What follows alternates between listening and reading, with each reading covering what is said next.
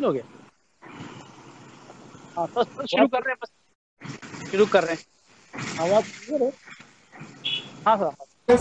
भाई बहनों, एक चीज आप बताओ, 2003 से पहले कांग्रेस में जिस तरह से इस वक्त भूचाल आया हुआ है, तो देश पूरे देश की अगर हम बात करें तो इस वक्त खजुराहो और इंदौर, यहाँ पर एक जगह दो जगह की अगर हम बात करें तो वहाँ पर कैंडिडेट कांग्रेस का कैंडिडेट जो है वो नहीं है, सिर्फ वहाँ पर भाजपा भी मौजूद है। खजुराहो में भी कम बेश यही स्थिति है।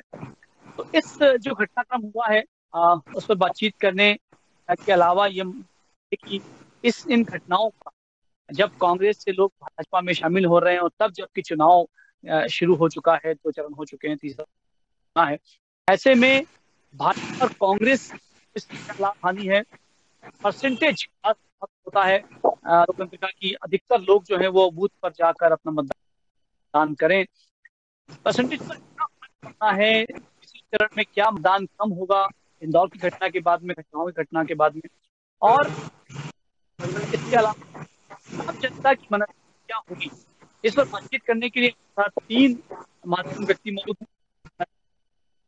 पेश करते हैं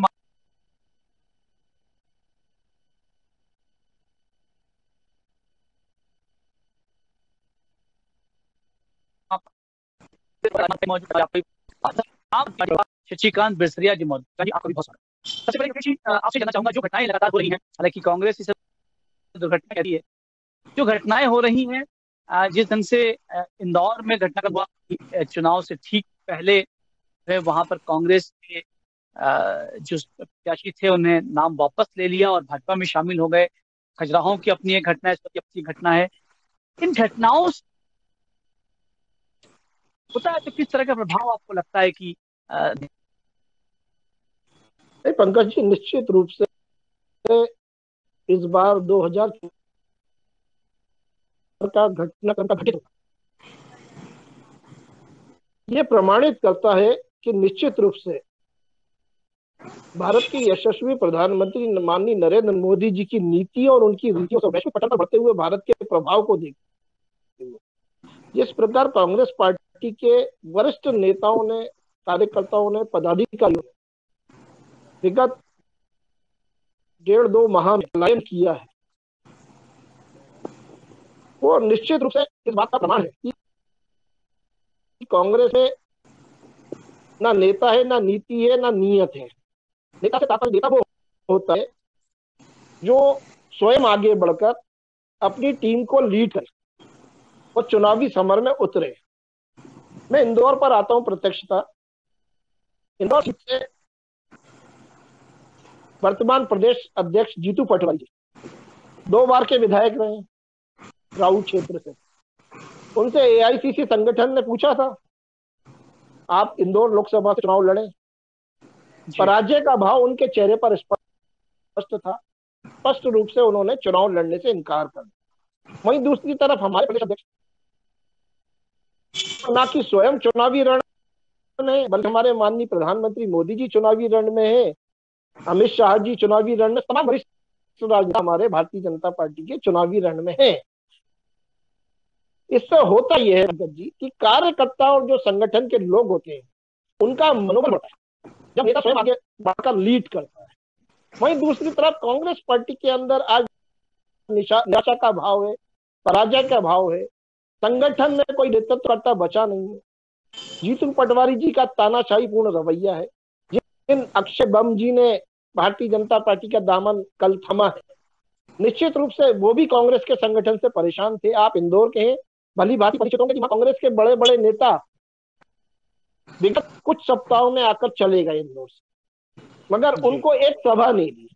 वो गुजारिश करते रहे, वो प्रार्थना करते रहे, मगर उनको वहां चुनाव की सभा नहीं दी किसी ने। बड़ा बोले जीतू पटवारी जी हैं, इन्होंने वहां के जो मूल संगठन से जुड़े हुए लोग थे उनकी राय को दरकिनार किया। देवेंद्र सिंह यादव प्रत्यक्ष उदाहरण, आपके कल सोशल मीडिया में उनके बयान वायरल हो रहे हैं, सभी चैनलों पर चल रहे हैं कमोवेश, और आपने भी देखा होगा किस प्रकार के आरोप उन्होंने लगाए। तो निश्चित रूप से अक्षय कांति बम जी ने जब ये देखा जब सब तरफ से हताशा और निराशा है, कांग्रेस का कार्यकर्ता भी ऊर्जा के साथ काम नहीं कर रहा है और जो राष्ट्रीय नेतृत्व है वो भी मेरा साथ नहीं दे रहा है, तो निश्चित रूप से उन्होंने माननीय मोदी जी की नीतियों से प्रभावित होकर भारतीय जनता पार्टी का दामन थामा और आज एक सर्व कोई राजनीति कर रहा है व्यक्ति, तो Bharatiya Janata party the best है, इसमें कोई डाउट है। तो मैंने करीब करीब सारे कॉन्सेप्ट के ऊपर रोशनी डालने की कोशिश करी है और मैं ये मानता हूँ कि कांग्रेस को इस समय निश्चित रूप से चिंतन मनन और संगठनात्मक कसावट की जरूरत है, जो राहुल गांधी जी कभी नहीं करते। विधानसभा चुनाव के समय जब संगठन कसने की बारी थी, भारत जुड़ाए भारत को जोड़ने, क्या हासिल हुआ? विधानसभा चुनाव में कांग्रेस धाराशायी हो गई, जहां से न्याय यात्रा निकली। लोकसभा चुनाव हुआ, पुनः न्याय यात्रा निकाल दी। अरे आप अपनी पार्टी के कार्यकर्ता नेताओं के साथ तो न्याय कर नहीं पा रहे हो, भारत की जनता के साथ क्या न्याय करोगे आप? अपने बोलिए प्लीज बोलिए। आप अपने जो पुरखे हैं उनकी नीतियों करने से जा रहे हो। स्वर्गीय श्रीमती इंदिरा जी कहा करती थी, जात पन्ना पात पर मोहर लगेगी हाथ पर। आप जातिगत जनगणना के आधार पर पूरे देश और प्रदेश को बांटने पे तुले हुए वर्ग संघर्ष की स्थिति नहीं कराना चाहते हो। आपके पिताजी स्वर्गीय श्री राजीव गांधी जी ने विरासत कानून खत्म किया, आप उसको पुनः लाना चाहते हो, देशवासी प्रदेशवासियों के ऊपर थोपना चाहते हो। तो ये कांग्रेस संगठन में जो युवराज की टेढ़ी चाल है, उसमें कांग्रेस के नेता, कार्यकर्ता और पदाधिकारी निश्चित रूप से हतोत्साहित। जी योगेश जी, एक सवाल यहाँ पर उठता है, इस ठीक है अपनी चीजें होती हैं और अपने हित और अहित में हैं, लेकिन आपको लगता है कि इन घटनाक्रम से लोकतंत्र पर बड़ा फर्क पड़ता है?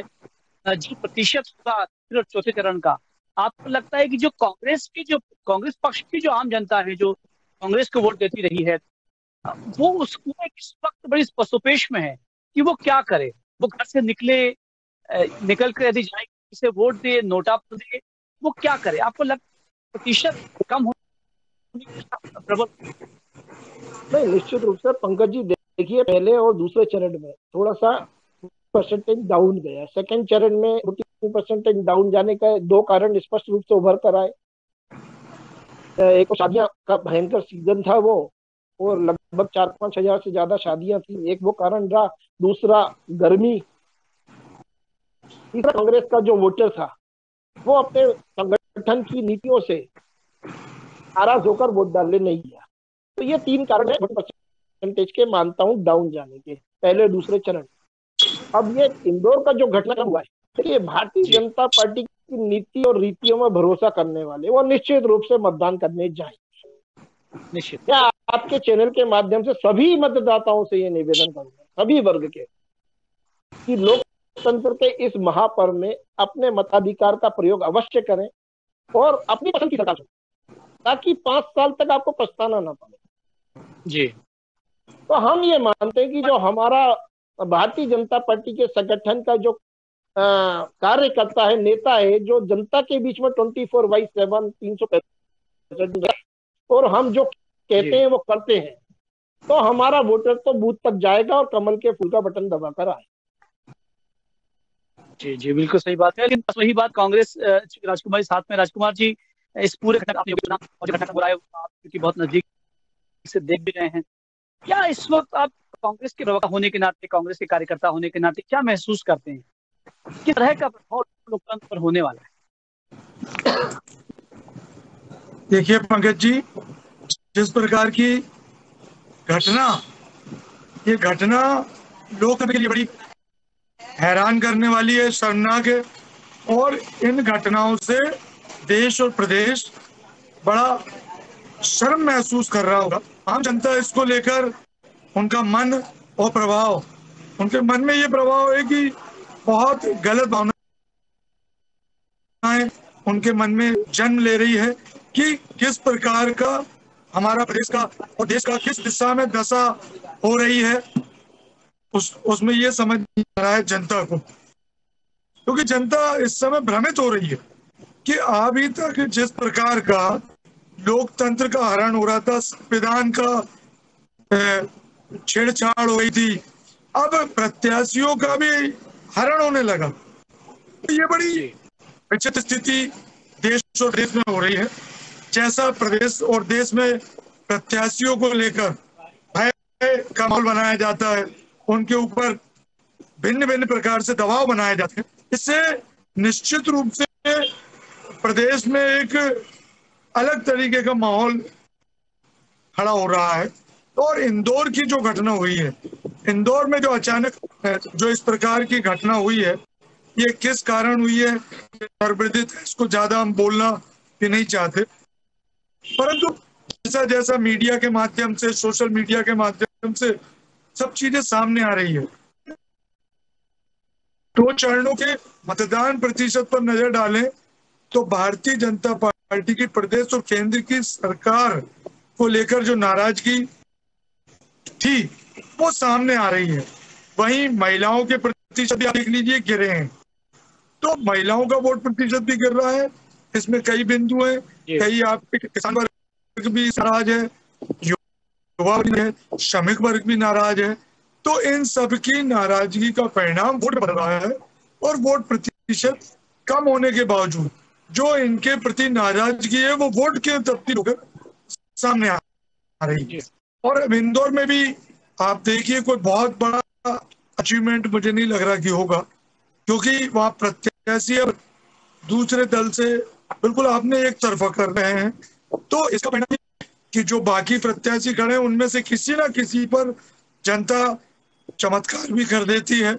और जब जनता को लगता है कि लोकतंत्र को बिल्कुल पॉकेट में रखने का एक मंशा हो रही है, एक तानाशाही मंसूबे हावी हो रहे हैं आम जनता और उनके मतों को लेकर, तो निश्चित रूप से मतदान भी प्रभावित होता है और मतदान करने वाला जो व्यक्ति है, जो अपना देना है जिसे, उसका मन भी बिल्कुल बदल जाता है। और वो निश्चित रूप से फिर जब परिणाम देता है तो सत्ता पक्ष को या जो इस सब चीजों में लिप्त पाए जाते हैं तो उन परिणाम भोगने के लिए भी तैयार होना पड़ेगा। कुमार जी, क्या लगता है तीसरे और चौथे परसेंटेज वोटिंग परसेंटेज जो है वो क्या लगता है आपको, कोई अप होगा या डाउन होगा? देखिए बहुत ज्यादा अप भी नहीं होगा, लेकिन 1-2% हो सकता है बढ़ जाए। और यह नाराजगी अगर बहुत ज्यादा रही सत्ता पक्ष से तो निश्चित रूप से वोटिंग परसेंट ज्यादा बढ़ के उसके खिलाफ मतदान करेगा। आपने प्रत्याशी एकदम से हटाया है या उसे अपने पक्ष में शामिल करा लिया, विड्रॉ करा लिया, तो उसका परिणाम भी सत्ताधारी दल को, चाहे प्रदेश में हो चाहे केंद्र में हो, उसको इसका परिणाम भरने के लिए तैयार होना पड़ेगा। बहुत तकनीकी सवाल ये है कि चूंकि अब इंदौर में और खजुराहो में कांग्रेस सपोर्टर तो कोई है ही, कांग्रेस का प्रत्याशी तो है ही नहीं। अब ऐसे में जो कांग्रेस का मतदाता है जो लगातार कांग्रेस को वोट देता रहा है, वो क्या कर सकता है इस वक्त? क्या उसके मन में चल रहा होगा, वो क्या करने वाला है, क्या करेगा?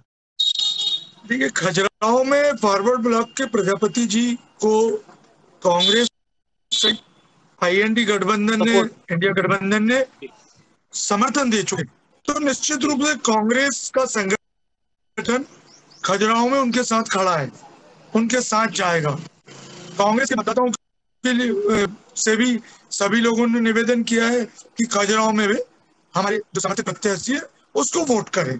और जहां तक इंदौर का सवाल है, तो इंदौर में भी पंकज जी आज शाम तक या कल मध्य प्रदेश कांग्रेस के अध्यक्ष जीतू पटवारी जी ने बोला है कि हम बहुत जल्दी समर्थन देने के बात कर रहे हैं। तो जिसे भी कांग्रेस प्रत्याशी के रूप में कांग्रेस दल समर्थन देगा कांग्रेस पार्टी या IND गठबंधन, तो उसके साथ पूरा मतदाता और संगठन उसके साथ खड़ा दिखेगा। शशिकांत से बात करते हैं, क्योंकि आप तो आम आदमी पार्टी से हैं और आपका कोई कैंडिडेट भी इंदौर या मध्य प्रदेश में नहीं है, आप सहज रूप से आप बात कर सकते हैं।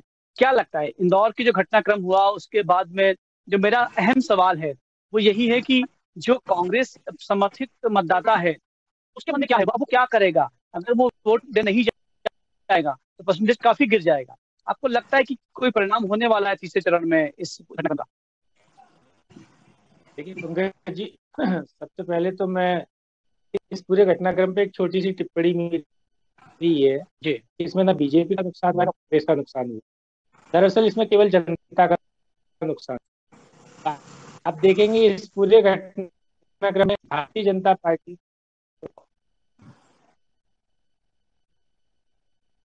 आपकी आवाज कट रही है।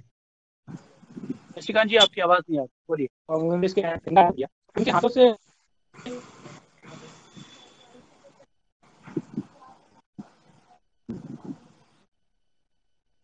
शशिकांत जी आपकी आवाज नहीं आ पा रही है। राजकुमार जी राजकुमार जी बोलिए, कुछ बोलना चाह रहे हैं आज।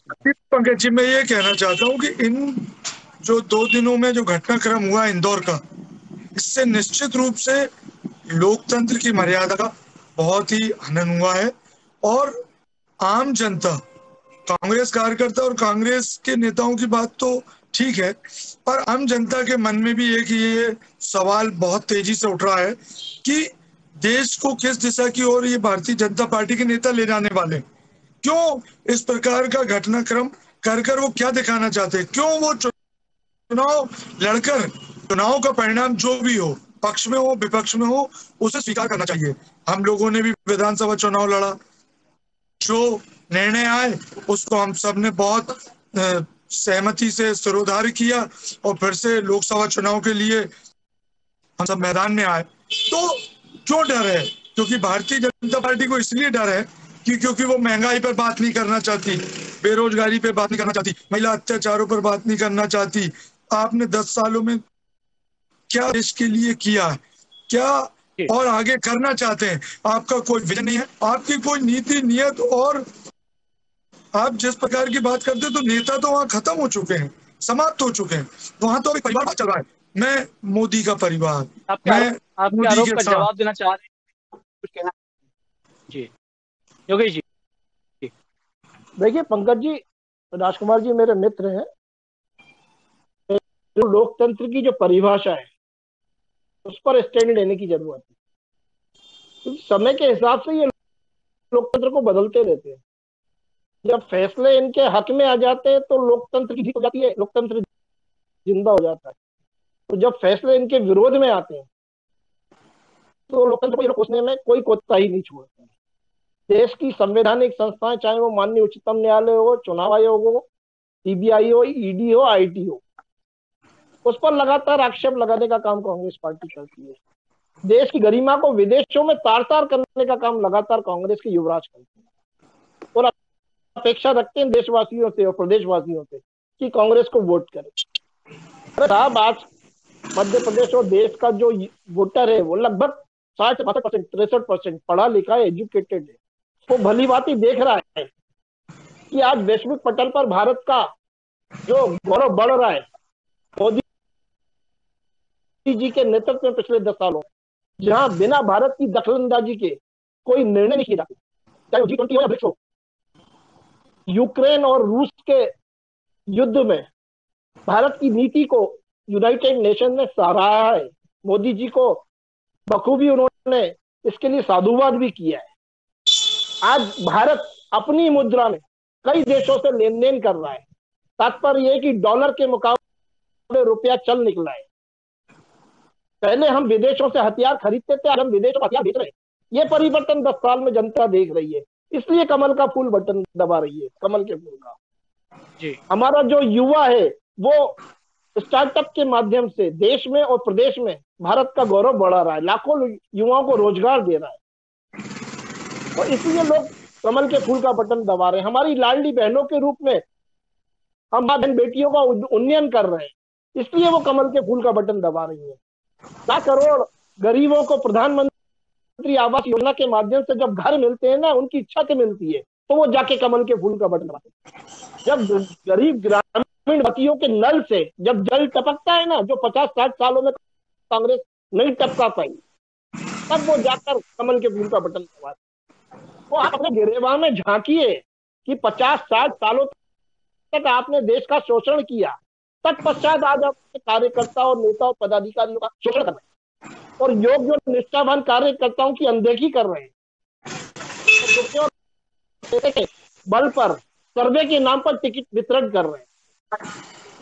तो ये सब कांग्रेस संगठन की जो गलतियां हैं, चूंकि मैं कांग्रेस पार्टी में रहा हूं, मैंने काम किया है, पंकज जी आप जानते हैं, राजकुमार भी जी जानते हैं, और मैंने बहुत दिक्कत से देखा है और स्वयं ये अनुभव किया है कि कांग्रेस अब वो संगठन नहीं रहा जिसके लिए पार्टी पहचानी जाती थी। आज 125 साल पुरानी कांग्रेस नहीं है। तो निश्चित रूप से मोदी जी जो काम कर रहे हैं, देश और प्रदेश की जनता अभी भी है, प्रभावित है, और हम निश्चित रूप से अब की बार पुनः 400 पार जाएंगे। एक और सवाल शशिकांत जी, आपको आवाज आ रही है हमारी?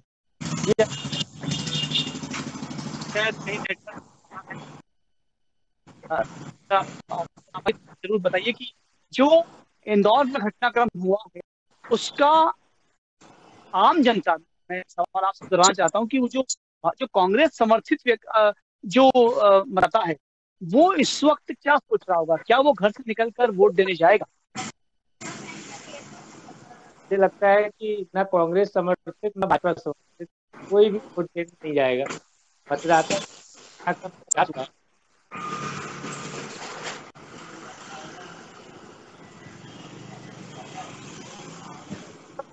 दोनों ही भारतीय जनता पार्टी के मजबूत गढ़ रहे हैं, किले रहे हैं। यहाँ पर भारतीय जनता पार्टी का प्रत्याशी के हारने की संभावना 1% भी नहीं। ये आप भी जानते होंगे और मेरे पैनल में शामिल मेरे साथी कांग्रेस और बीजेपी के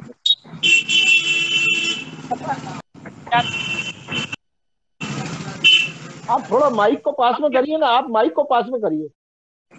हाँ, बोलिए। भारतीय जनता पार्टी का इतना मजबूत गढ़ होने के बावजूद भी इंदौर और सूरत में ऐसी क्या खास बात है जहां पर इन्होंने कांग्रेस के प्रत्याशी का पर्चा विड्रॉ कराया? इसके पीछे मैं आपको एक बड़ी गंभीर बात बताना चाहता हूं। ये भारतीय जनता पार्टी की टेस्टिंग है। ये भारतीय जनता पार्टी के खुद संगठन की टेस्टिंग है। भारतीय जनता पार्टी का शीर्ष नेतृत्व ये चेक करना चाहता है कि जिस दिन वो भारत का संविधान बदलेंगे और जिस दिन वो भारत की लोकतांत्रिक प्रणाली को खत्म करेंगे तो क्या बीजेपी के अंदर से ही उनके खिलाफ आवाज उठेगी या नहीं उठेगी।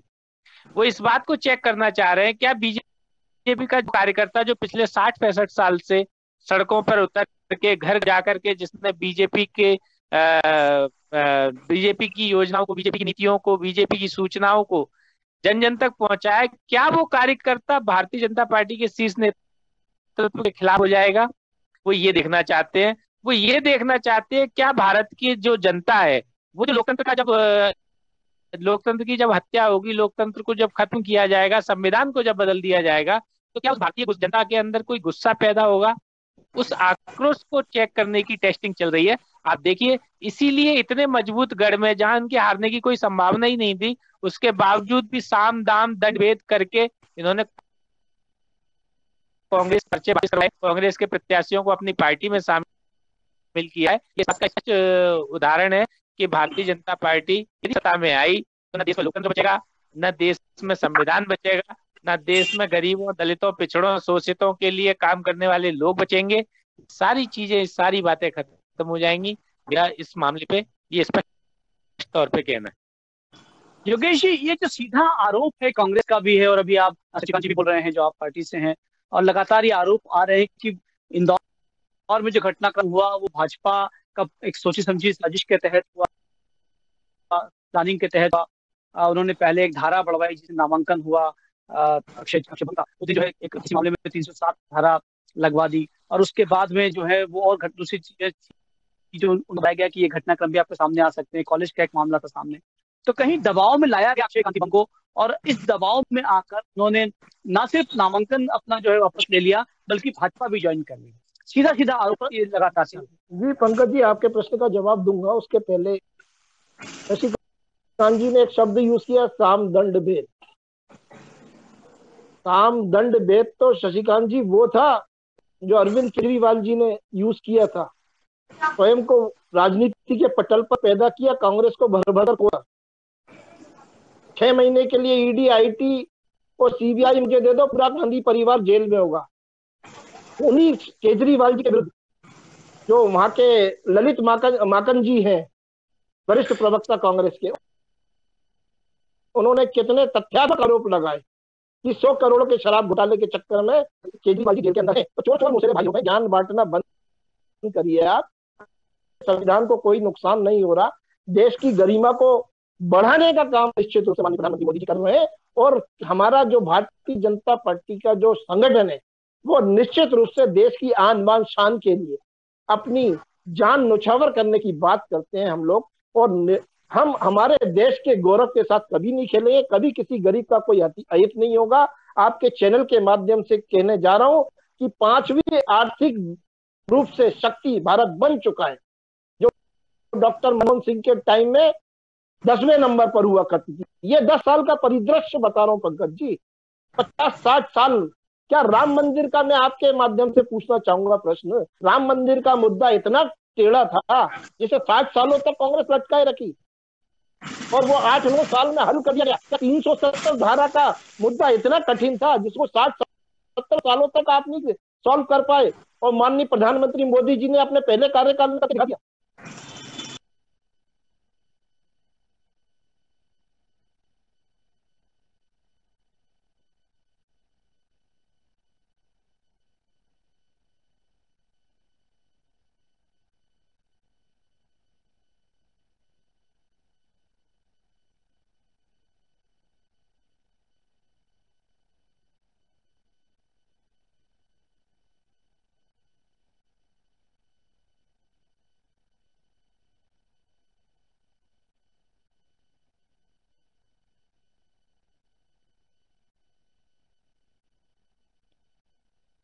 योगेश जी, राजकुमार जी से बात करते हैं क्योंकि समय कम है। पंकज जी, जो योगेश जी ने बताया कि स्टार्टअप युवाओं के लिए कर रहे हैं, महिलाओं के लिए, इतनी इन्वेस्टर समिट मध्य प्रदेश में भारतीय जनता पार्टी की शिवराज सिंह सरकार ने करी, कितनी सफल हुई। अधिकांश इन्वेस्टर समिट, कोई उद्योग धंधों की हालत क्या है आज आप किसी व्यापारी से पूछ लीजिए, जीएसटी के कारण क्या हाल है ये पता कर लीजिए। उसके बाद आप देख लीजिए कि प्रधानमंत्री आवास की बात करते हैं, प्रधानमंत्री इंदिरा आवास योजना बहुत पहले से चालू हुई है। राजीव गांधी आश्रय पट्टा योजना भी कांग्रेस की देन है। एक बत्ती कनेक्शन भी बहुत पुरानी चीजें हैं। अभी बात आ रही है नल जल योजना, तो नल जल योजना की ये स्थिति है पंकज जी कि नल जल योजना की पानी की टंकी हमारे इटारसी नगर में बनी है, जिसमें अभी सिर्फ एक बीरू को लेके आ जाओ और जय को और ऊपर खड़ा कर दो, वो टंकी पे कूदने के लिए खड़ा रहेगा, फोटो खिंचवाने, सेल्फी लायक बच्ची है। मेरी आवाज आप तक पहुंचे, मैं अंतिम सवाल आपसे पूछना चाहता हूँ, परसेंटेज को आपको लेकर मैं ये भी कर रहा हूं सवाल, और प्रतिशत आपको क्या लगता है तीसरे चौथे चरण में प्रतिशत बढ़ना है या घटना है, बहुत संक्षेप में। देखिए, अगर बहुत संक्षेप, जिस प्रकार से आक्रोश रहा तो आक्रोश के कारण वोट परसेंट बढ़कर निश्चित रूप से चाहे 2% बढ़े या 4% बढ़े, लेकिन वो आक्रोश में मत बने तो सरकार के खिलाफ जाएंगे और निश्चित रूप से कांग्रेस इंडिया गठबंधन की सरकार को बनाने के लिए वो मत जाएंगे।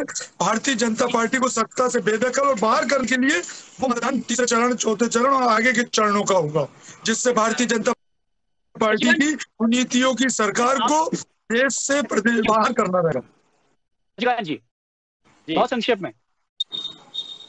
देखिए, मुझे जो लगता है कि जनता में, मतदाता में बहुत निराशा का भाव है इस पर, इस तरह की सारी चीजों को, उनका इस पूरी प्रणाली से विश्वास उठता जा रहा है। जिस प्रकार वो देख रहे हैं कि सुबह लोग चुनाव में प्रचार के लिए निकलते हैं और दोपहर में जाकर के बीजेपी की गोद में बैठ जाते हैं, तो निश्चित तौर पर जनता निराश है और इसके कारण मतदान प्रतिशत कम ही होगा, ऐसा मेरा। जी, आपसे पूछना चाहूंगा प्रतिशत का क्या होगा तीसरे और चौथे चरण, आपको क्या लगता है इसका क्या परिणाम होने वाला?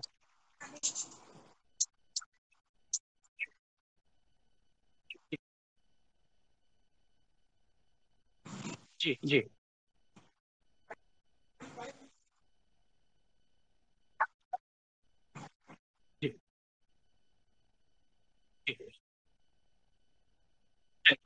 चलिए योगेश जी, राजकुमार जी और शशिकांत जी, आपसे बातचीत हुई और बात ये है कि क्योंकि घटनाक्रम राजनीतिक अपने आप में होते हैं, और उसका लाभ और उसका हानि भी होती है। लेकिन आम जनता की मनस्थिति क्या है, निश्चित रूप से दूसरे और तीसरे चरण में समझ में आएगा कि इस पूरे घटनाक्रम से आम आदमी के मन में क्या क्या चल रहा है और उसने इसे किस तरह से सामने लेकर वो आए। और बातचीत करने के लिए आप देखिए। नमस्कार।